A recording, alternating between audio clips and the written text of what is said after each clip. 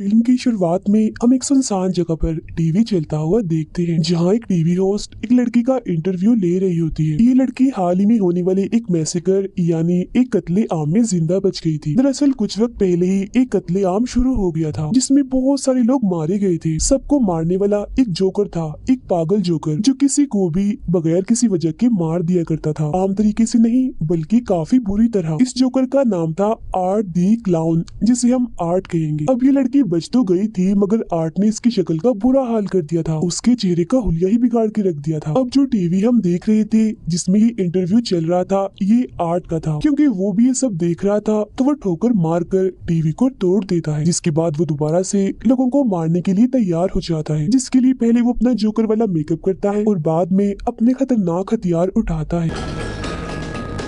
TV host interview के बाद अपने दोस्त से फोन पर बातें करने लगती है। वो बता रही थी कि जो लड़की आज आई थी वो बहुत ही बदसूरत थी, उसका ये कहना ही था। तभी उसे अपने पीछे हलचल होती हुई महसूस होती है। वो चेक करने जाती है, लेकिन वहाँ पर कोई नहीं था। फिर तभी अचानक से वो इंटरव्यू वाली लड़की आती है और उस होस्ट की आंखों में उंगलियां घुसाकर उसकी आंखें फोड़ देती है। फिर वो उसके चेहरे का हुलिया बिगाड़ कर उसे जान से मार डालती है। उसने ऐसा इसीलिए किया था क्योंकि उस जोकर यानी आर्ट ने जब से उस पर हमला किया था तो वो बिल्कुल पागल हो गई थी। अब हम दो लड़कियों को देखते हैं जो एक दूसरे की काफी अच्छी दोस्त थी। इनमें एक लड़की का नाम तारा होता है। ये एक पार्टी से वापस लौट रही होती है और वो पार्टी थी और आर्ट भी हेलोवीन पर ही निकलता है एक के बाद एक शिकार करने के लिए। जब ये दोनों बातें कर रही थी तो आर्ट भी इनके पास से गुजर रहा था, जिसकी नजर इन दोनों पर पड़ जाती है। उसे देख तारा की दोस्त उससे मजाक करने लगती है, मगर अगले ही पल वो गायब हो जाता है। वो अब एक पिज्जा की दुकान पर आती है, जहाँ आर्ट भी इनके पीछे पीछे आ जाता है। अंदर आते ही वो तारा को घूरने लगता है। ये चीज तारा को काफी अजीब लगती है, मगर उसकी दोस्त तो जाकर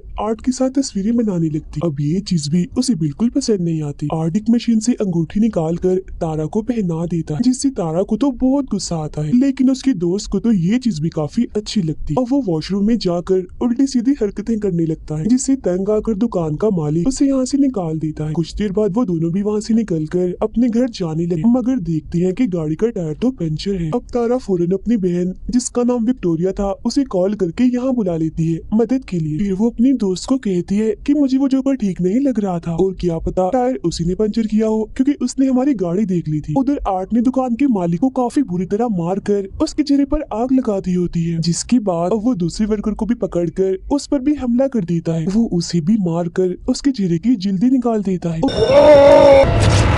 उधर तारा को वॉशरूम जाना था, मगर यहाँ आसपास कोई वॉशरूम नहीं था। तब उसकी नजर सामने एक बिल्डिंग पर पड़ती है, जहाँ से गार्ड बाहर आता है। तारा उसके पास जाकर यहाँ का वॉशरूम इस्तेमाल करने की इजाजत मांगती है, मगर वो इनकार कर देता है कि मैं यहाँ काम करता हूँ तो मेरी नौकरी खतरे में पड़ सकती है। जिस पर तारा कहती है कि इतनी रात हो गई है, किसी को क्या पता चलेगा कि आपका वॉशरूम इस्तेमाल हुआ है। अब थोड़ा और कहने पर वो मान जाता है और उसे अंदर ले आता है। वो उसे वॉशरूम के पास छोड़कर चला जाता है। गाड़ी में बैठी तारा की दोस्त को खबरों से पता चलता है कि पिज्जा शॉप की मालिक और एक वर्कर की मौत हो गई है और उन्हें मारने वाला एक जोकर जैसा दिखने वाला आदमी है, जिसने अपने हाथ में एक बैग भी पकड़ा हुआ था। अब ये जानकर वो समझ जाती है कि ये काम उसी जोकर आर्ट का है। तभी गाड़ी में तारा आकर बैठ जाती है और जब वो इस सब के बारे में उसे बताने के लिए तारा की तरफ देखती है तो पता चलता है कि ये तारा नहीं बल्कि आर्ट है। तारा जब गाड़ी की तरफ वापस आ रही थी तो उसे एक बच्चे की रोने की आवाज आती है।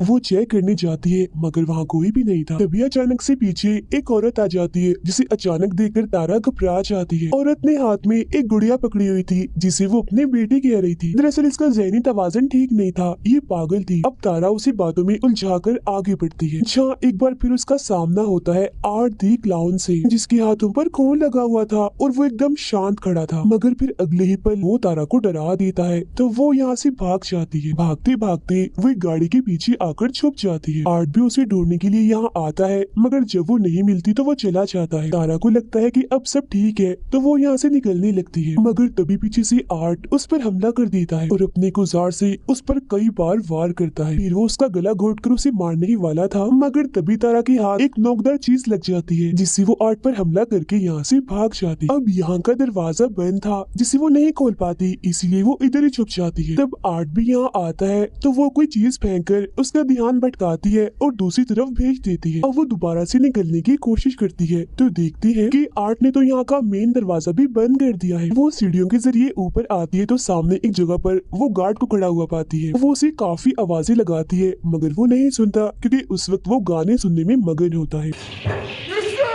अब उसकी आवाज सुनकर आर्ट वहाँ आ जाता है और पीछे से उसे पकड़कर गले में इंजेक्शन लगाकर बेहोश कर देता है। अगले सीन में जब तारा को होश आती है तो वो खुद को एक कुर्सी पर बंधा हुआ पाती है। उसके मुंह पर भी टेप लगी हुई थी। उसके पास ही में आर्ट भी बैठा होता है और जब वो देखता है कि तारा को होश आ गई है तो वो उसे अपने हथियारों से डराने लगता है। फिर वो लाता है एक आरी और सामने का पर्दा हटाता है जहाँ उसने तारा की दोस्त को उल्टा लटकाया हुआ था, क्योंकि गाड़ी में जब वो उसके साथ आकर बैठा था तो उसने तभी उसे पकड़ लिया था। अब वो यहाँ बेरहमी की सारी हदें ही पार कर देता है। वो आरी से उसका पेट ही काट कर 2 हिस्सों में बांट देता है। अपनी दोस्त का इतना बुरा हाल देखकर तारा की तबीयत भी खराब होने लगती है, मगर फिर वो हिम्मत करती है और काफी कोशिश करने के बाद खुद को छुड़वा लेती है। वो उसी के हथियार से आर्ट पर हमला करके यहाँ से भाग जाती है। आर्ट भी उसके पीछे पीछे जाकर ढूंढने लगता है मगर वो पीछे से आकर एक बार फिर उस पर हमला कर देती है। वो उसे काफी देर तक मारती रहती है।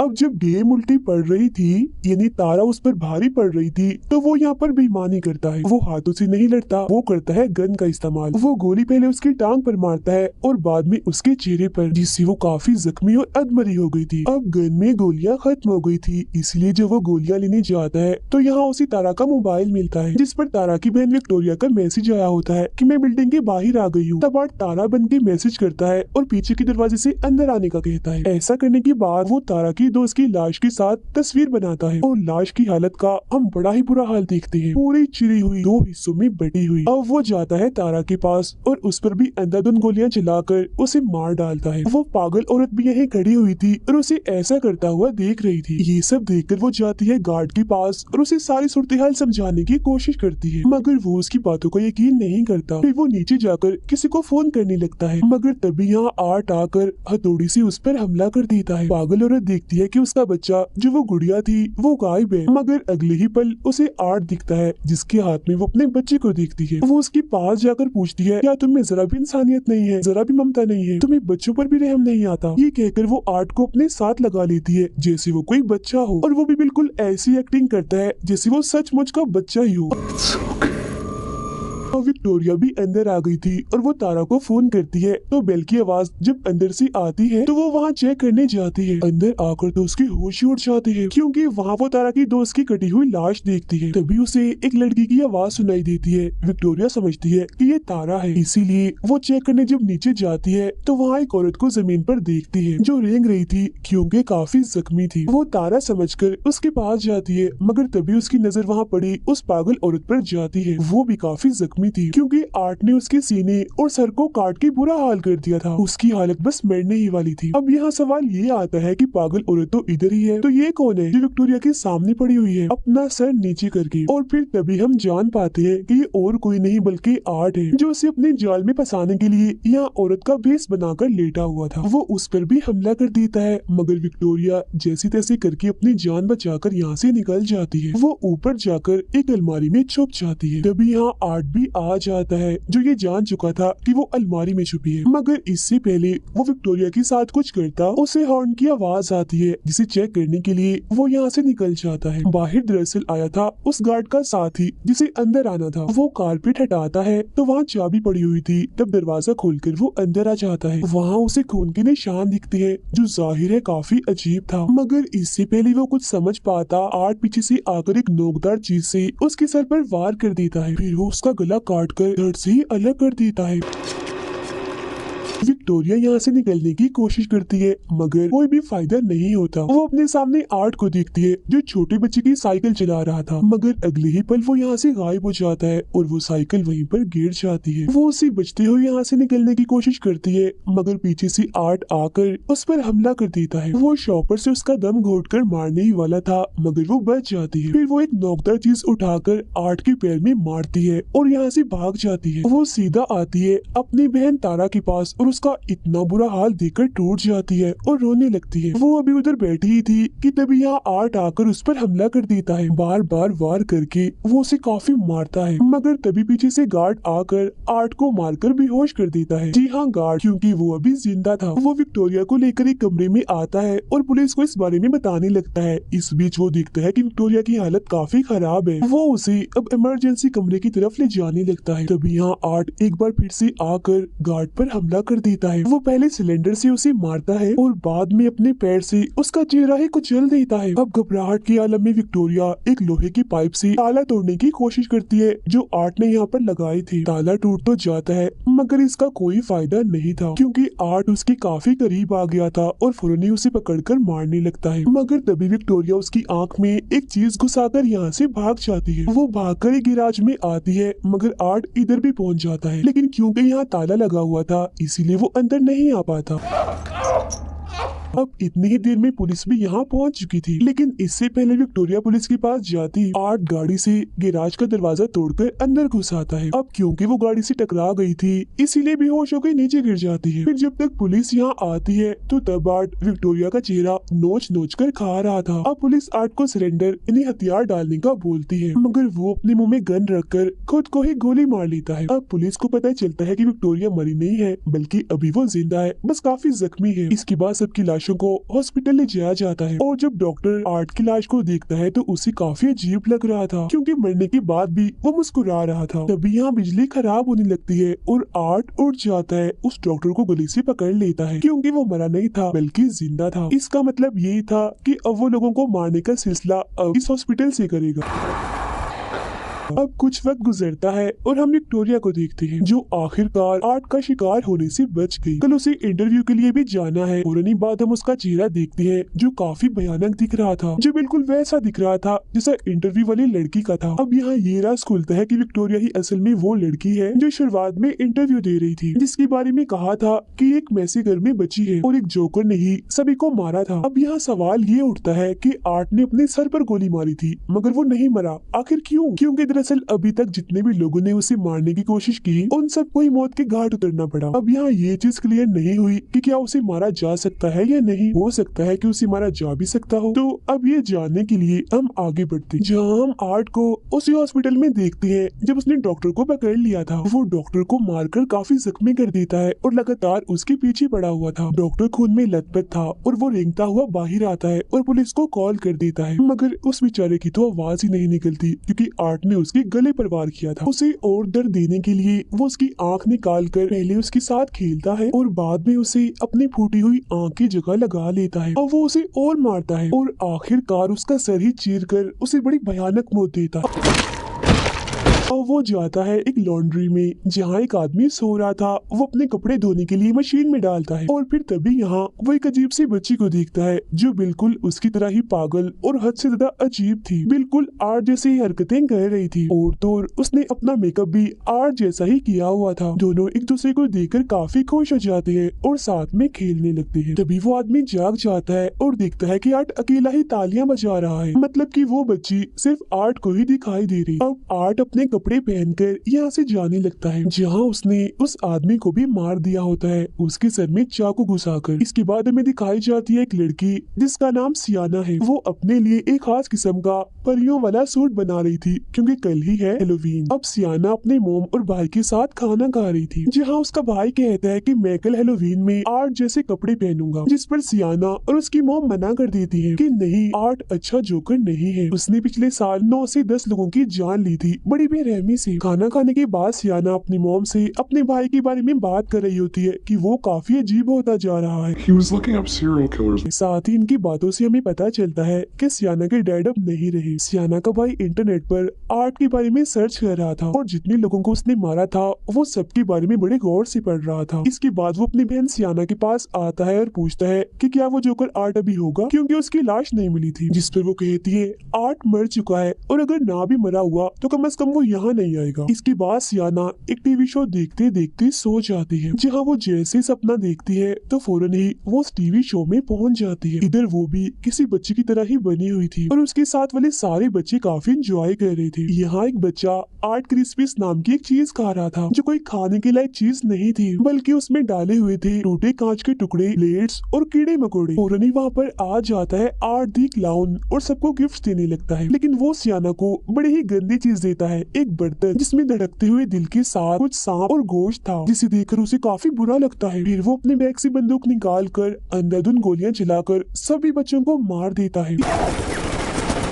इस बीच सियाना भी जख्मी हो गई थी मगर जिंदा थी। वो आगे बढ़ती है तो आर्ट उस पर आग फेंकता है, तो वो एक बॉक्स में से तलवार निकालकर आगे कर देती है, जिससे आग उसका कुछ भी गाड़ नहीं पाती। असल में ये तलवार काफी ताकतवर थी जो सियाना को उसके डैड ने दी थी। अब इतना भयानक सपना देखकर वो डरते हुए अचानक से जाग जाती है और देखती है कि सच में उसके सामने वाले टेबल और टीवी पर आग लग चुकी है। तब उसकी मॉम जल्दी से यहाँ आकर आग बुझाती है। सब कुछ नॉर्मल होता है तो सियाना की मॉम उससे पूछती है कि तुमने जलती हुई मोमबत्तियां टेबल पर क्यों छोड़ी, जिस पर वो कहती है मॉम मैंने तो मोमबत्तियों को जलाया तक नहीं था। सियाना अपने कमरे में जाकर उस तलवार को देखती है, जहाँ वो बिल्कुल ठीक पड़ी थी, उसे कुछ भी नहीं हुआ था। उधर आर्ट हेलोवीन की तैयारी कर रहा था, मतलब वो तेजधार हथियार बना रहा था मैसेकर करने के लिए। वो अजीब बच्ची जो उसके साथ ही टीवी चलाती है और वही शो देखने लगती है जिसमें टीवी होस्ट विक्टोरिया का इंटरव्यू ले रही थी। जिसके बाद हमने देखा था कि आर्ट ने ठोकर मारकर टीवी तोड़ दिया था। तो यहाँ भी वो ऐसे ही करता है क्योंकि ये वही सीन है। स्कूल में सियाना का भाई और उसके दोस्त एक मरे हुए चूहे को देख रहे थे। तभी यहाँ टीचर आती है और तीनों को डांट कर क्लास में जाने का कहती है। क्लास खत्म होने के बाद जब सियाना का भाई नीचे आता है तो वो अपने सामने पाता है आर्ट और उस अजीब बच्ची को जो उस मरे हुए चूहे के साथ खेल रही थी। उन्हें देखकर वो डरने लगता है। तभी उन दोनों की नजर भी उस पर पड़ जाती है जो देख डरती हुई वो यहाँ से भागने लगता है, मगर रास्ते में ही एक टीचर उसे देख लेती है और वो उसे रोकने की कोशिश करती है मगर वो नहीं रुकता। तब चेक करने के लिए वो टीचर जब अंदर जाती है तो जमीन पर मरे हुए चूहे को देखती है जो देख उसे लगता है कि ये काम जरूर सियाना के भाई का ही है। सियाना को हम अपने दोस्तों से बातें करते हुए देखते हैं जहाँ वो आर्ट की बातें कर रही थी और ये भी कि उस भयानक दिखने वाली विक्टोरिया ने टीवी होस्ट की आंखें फोड़ दी। अब ये सारी बातें सुनकर सियाना को काफी अजीब सा महसूस होने लगता है और वो यहाँ से उठकर चली जाती है। उसकी दोस्तें भी उसके पास आकर पूछती हैं कि आखिर बात क्या है, तुम इतनी घबराई हुई क्यों हो। जो सुन सियाना उन्हें अपने सपने के बारे में बताती है, साथ ही वो काफी डरी हुई भी थी।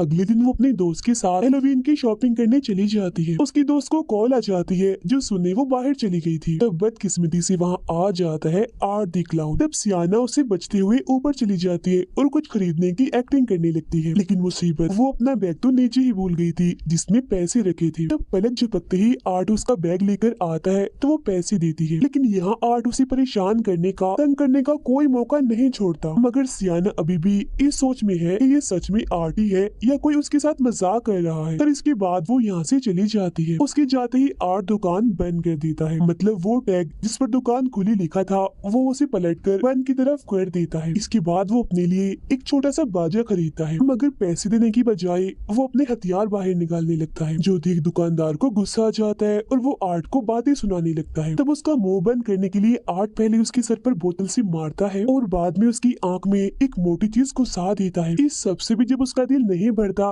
तो पहले वो बड़ी सी चाकू से उसके सर पर वार करता है और बाद में उसकी गले पर मारकर जिस्म से ही अलग कर देता है। उधर सियाना जब घर आती है तो उसका भाई उसे आर्ट के बारे में बताता है कि आज मैंने उसे अपने स्कूल में देखा। वो सियाना को अपने डैड की एक किताब दिखाता है जिसमें उस बच्ची की खबर छिपी हुई थी कि 10 साल पहले ही उसकी मौत हो गई थी। उसमें आर्ट की ड्राइंग के अलावा उन सब की भी थी जो उस मैसेकर में मारे गए थे, और इन सब के अलावा एक लड़की की भी ड्राइंग थी जिसने परियों जैसे कपड़े पहने हुए थे और हाथ में आर्ट का सर पकड़ा हुआ था। उसका भाई सियाना को कहता है कि यही वो लड़की है जो आर्ट को मारेगी और मुझे यकीन है कि ये और कोई नहीं बल्कि आप ही हो। मगर सियाना उसकी बातों को यकीन नहीं करती। सियाना की दोस्त जब अपने घर से बाहर आती है तो अपने घर के सामने एक वैन खड़ी हुई देखती है जिसमें वही अजीब बच्ची बैठी हुई थी। उसे अजीब लगता है इसीलिए वो दोबारा से अंदर आ जाती है। कुछ देर बाद आर्ट दरवाजे पर दस्तक देता है और सियाना की दोस्त के बाहर आने पर उसे कहता है कि हेलोवीन की खुशी में मुझे कुछ खाने को दो। वो कहती है कि खाने की चीजें सिर्फ बच्चों के लिए होती है, बड़ों को कुछ नहीं मिलता। ये कहकर वो दरवाजा बंद कर देती है। मगर जब दोबारा आर्ट दरवाजे पर दस्तक देता है तो तंग आकर वो उसे खाने की चीजें दे देती है। अब तभी उसकी नजर आर्ट के बैग में जाती है जिसमें कुछ हथियार और औजार थे जिन पर खून लगा हुआ था। उधर सियाना भी हैलोवीन पार्टी के लिए तैयार होने लगती है। अब जब सियाना की दोस्त अकेली थी तो उसे नीचे से कुछ आवाजें सुनाई देती है। वो चेक करने जब नीचे आती है तो देखती है कि शीशे का दरवाजा टूटा हुआ है क्योंकि घर में आर्ट घुस आया था और वो यहाँ ऐसे घूम रहा था जैसे घर उसका ही हो। अब जब उसकी नजर सियाना की दोस्त पर पड़ती है तो वो उसके पीछे पड़ जाता है। वो बचने के लिए अपने कमरे में आती है लेकिन आर्ट आखिरकार उसे पकड़ ही लेता है। पहले वो उसके चेहरे पर कट मारता है जिससे उसकी आंख भी कट जाती है, जिसके बाद वो उसके सर की जिल्द काट कर बालों वाले हिस्से को ही अलग कर देता है। अब बेरहमी उसकी हद से बढ़ जाती है क्योंकि वो चाकू से उसकी पीठ को काफी गहरा काट देता है। वो फिर उसकी बाजू ही उसके जिस्म से अलग कर देता है। अभी भी उसका दिल नहीं भरता तो वो अपने हाथों से ही उसके चेहरे की स्किन नोच नोच कर अलग कर देता है। वो उसका बहुत बुरा हाल कर देता है, काफी खून बह रहा था उसका। कुछ वक्त के बाद जब उसकी मॉम घर आती है तो वो ऊपर आकर बड़ा ही भयानक नजारा देखती है कि पूरा कमरा खून से भरा पड़ा है और वो खून है उनकी बेटी का, जहाँ अब आर्ट उसके बचे हुए जिस्म की चीर फाड़ कर रहा था। उसका बहुत ही बुरा हाल था मगर हैरत कि वो अभी भी जिंदा थी। इसके बाद वो उसकी मॉम को भी काफी बुरी तरह से मार देता है। फिर जब बच्चे हैलोवीन की चीज लेने आते हैं तो वो बच्चों को उस लड़की की मॉम के सर में कैंडिस रख कर देता है। बच्चे कुछ भी समझ नहीं पाते, उन्हें ही नकली सर लगता है और वो यहाँ से चले जाते हैं। उधर हैलोवीन पार्टी में सियाना को अपनी दोस्त की फिक्र हो रही थी क्योंकि अभी तक वो पार्टी में नहीं आई थी, जबकि उसके बाकी दोस्त पार्टी में आ गए थे और अब वो डांस करने लगते हैं और काफी मजे कर रहे थे। सियाना के भाई को हम उसके कमरे में देखते हैं क्योंकि उसकी मॉम ने उसे पार्टी में जाने नहीं दिया था। आर्ट के बारे में बताने के लिए वो अपनी मॉम को अपने डैड की वही किताब दिखाता है जिसे उसकी मॉम फाड़ देती है। वो अपनी मॉम से बदतमीजी करता है तो वो उसे थप्पड़ लगा देती है तो वो गुस्सा होकर अपने घर से निकल जाता है। जब उसकी मॉम बाहर आती है तो देखती है कि उनके बेटे ने सब कुछ खराब कर दिया है, यहाँ तक कि गाड़ी भी गंदी कर दी थी और उस पर अपनी माँ के लिए गाली लिख दी थी, जो देख उसकी मॉम को काफी बुरा लगता है। सियाना के भाई को वही वैन दिखती है जिसमें वो उसी अजीब सी बच्ची को बैठा हुआ पाता है। ये देखकर तो उसकी हालत ही खराब हो जाती है और वो फौरन ही अपने घर की तरफ भाग जाता है। अब सियाना की मॉम गाड़ी साफ करने लगती है, इस बात से अनजान होकर कि इसमें आर्ट बैठा हुआ है, जिसका साफ मतलब था कि गाड़ी का ऐसा हाल और किसी ने नहीं बल्कि आर्ट ने किया है। फिर जैसे वो शीशा साफ करती है अंदर आर्ट को बैठा हुआ देख लेती है, मगर कुछ सोचने समझने का मौका दिए बगैर वो उनके सर पर गोली मारकर हट से ही अलग कर देता है। जब सियाना का भाई घर आता है तो देखता है कि आर्ट ने उसकी मॉम की बड़ी बुरी हालत कर दी है, उनके चेहरे का हुलिया ही बिगाड़ दिया है। जिसके बाद आर्ट सियाना के भाई को भी पकड़कर बेहोश कर देता है और अपने साथ ले जाता है। पार्टी में डांस करते करते सियाना को वही अजीब बच्ची दिखती है जो उसे ही घूर रही थी, जो देख उसकी हालत खराब हो जाती है। वो काफी डर गई थी, इस वजह से सियाना के साथ साथ उसके दोस्तों को भी पार्टी छोड़कर यहाँ से जाना पड़ता है। सब नॉर्मल होने के बाद जब सियाना गाड़ी में बैठी थी तो उसके पास उसके भाई की कॉल आती है जो कहता है कि मैं एक पार्क में हूँ, मुझे तुम्हारी मदद चाहिए, तुम जल्दी से आ जाओ इधर। ये असल में और कोई नहीं बल्कि वही अजीब बच्ची थी क्योंकि सियाना का भाई तो बेहोश था और वो आर्ट के साथ ही थी। वो तो बस आवाज बदलकर सियाना से बात कर रही थी। कुछ वक्त के बाद वो लोग उस पार्क के पास पहुंच जाते हैं जहाँ सियाना अपने भाई को ढूंढने के लिए अंदर जाती है। तभी उसे अपने भाई का मैसेज आता है कि मैं टेरिफायर में फंस चुका हूँ, यानी एक भूत बंगले में। तब उसे ढूंढने के लिए सियाना अंदर जाती है। गाड़ी में सियाना का दोस्त किसी वजह से बाहर आता है मगर तभी आर्ट उसे चाकू घुसाकर मार देता है। फिर वो उसके दोस्त को भी पकड़कर अपने साथ ले जाने लगता है मगर वो आर्ट को टांग मारकर जैसी तैसी बच जाती है और यहाँ से भाग जाती है। भागते भागते वो एक ऐसे कमरे में जाती है जहाँ चारों तरफ दीवारों पर खून लगा हुआ था। तभी इधर आर्ट भी आ जाता है और उसके चेहरे पर तेजाब डाल देता है जिससे उसका सारा चेहरा जलकर झुलस जाता है, चेहरे का बुरा हाल हो जाता है। फिर वो अपने तेज कीलों वाले हथियार से बार बार उसे मारकर बची हुई कसर भी पूरी कर देता है और उसे भी बड़ी बेरहमी वाली मौत देता है। तभी यहाँ सियाना भी आ जाती है और अपने दोस्त की इतनी बुरी हालत देखकर काफी डर जाती है। इधर आर्ट भी खड़ा था मगर इससे पहले वो सियाना को मारता पीछे से आ जाता है उसका भाई, जिसे देखकर सियाना यहाँ से भागने का कहती है और फिर आर्ट की टांग में एक लकड़ी घुसा देती है मगर बेचारे की किस्मत खराब थी, वो उल्टा उसी से ही पिट जाती है। आर्ट उसे इधर उधर पटक पटक कर काफी मारता है। सियाना का भाई जब यहाँ से भाग रहा होता है तो तभी आर्ट उसे पकड़ लेता है और बुरी तरह उस पर वार करने लगता है। फौरन इधर सियाना आती है और कई बार आर्ट को मारकर उसे जख्मी कर देती है और अपने भाई को लेकर यहाँ से भाग जाती है। लेकिन आर्ट उनका पीछा करते करते यहाँ भी आ जाता है। वो एक बार फिर सियाना के भाई को कैंची वाली तलवार से पीटने लगता है। सियाना उसे बचाने की कोशिश तो करती है मगर खुद भी काफी पीट जाती है। उसके जिस्म के अलग अलग हिस्सों पर कट्स लग जाते हैं जिससे जाहिर है उसे काफी तकलीफ होती है, मगर किसी तरह दर्द बर्दाश्त करके वो आर्ट से उसका हथियार छीन लेती है। जहाँ अब बाजी पलट जाती है क्योंकि अब वो आर्ट को बुरी तरह मार रही थी। फिर वो उसके सर में एक पाइप घुसाकर बुरा हाल कर देती है, लेकिन अगले ही पल वो उठता है और सियाना को पकड़ लेता है। वो उसे मारने ही वाला था मगर सियाना का भाई उसकी गन निकालकर आर्ट को ही गोली मार देता है। तभी यहाँ वो बच्ची सियाना की मोम के रूप में आती है और उसकी आंखें बंद करके ये दिखाती है कि तुम्हारी मोम भी मारी गई है, जो देख सियाना की बची हुई हिम्मत भी खत्म होने लगती है। फिर वो देखती है कि उसका भाई यहाँ नहीं है। फिर वो अपने भाई को ढूंढती है तो पता चलता है कि आर्ट उसे एक अलग ही जगह पर ले आया। अब जैसे ही सियाना आर्ट के पास आती है तो वो उसे धक्का देकर नीचे बेसमेंट जैसी जगह पर गिरा देता है, लेकिन वो मरती नहीं, बच जाती है। तभी उसे नीचे एक जगह से कोई आवाज ही लगाने लगता है। इतनी ही देर में आर्ट उसके बहुत ही पास आके खड़ा हो जाता है और उसी जादुई तलवार से जो उसके डैड ने उसे दी थी सियाना को मारकर नीचे गिरा देता है। अब की बार सियाना एक शो में आके गिरी थी मगर वो एक शीशे की बॉक्स में बंद थी जिसमें पानी भरा हुआ था। वो यहाँ से निकलने की काफी कोशिश करती है मगर नहीं निकल पाती और मर जाती है। उधर आर्ट सियाना के भाई को खाने लगता है मगर जैसे उसका भाई चिल्लाता है तो उस तलवार में एक जादुई रोशनी जलती है जिससे सियाना भी वापिस से जिंदा हो जाती है। जिसके बाद वो गुस्से में भरी उस बॉक्स से बाहर आकर अपने डैड की तलवार से आर्ट पर हमला कर देती है और उसका सर ही धड़ से अलग कर देती है। और अब आखिरकार जाकर उस पागल जोकर आर्ट की मौत हो जाती है, जिससे वो दोनों भी खुश हो जाते हैं और सुकून की सांस लेते हैं। मगर तभी इधर वो अजीब सी बच्ची आती है और आर्ट का सर उठाकर ले जाती है। इसके बाद हम एक हॉस्पिटल का सीन देखते हैं जहाँ विक्टोरिया, जिसका चेहरा काफी भयानक था, वो एक जगह पर बैठी होती है। कुछ ही वक्त के बाद वो आर्ट के सर को पैदा करती है बच्चे की तरह और उसे चाटने लगती है। आवाजें सुनकर नर्स जब वहाँ आती है तो वो डर जाती है ये देखकर कि उसकी गोद में आर्ट का सर है। साथ ही विक्टोरिया इधर काफी डरावना हंसने लगती है जैसे अब आर्ट की आत्मा उसमें आ गई हो। इसी के साथ ही इस फिल्म के दोनों पार्ट्स यहीं पर ही खत्म हो जाते हैं।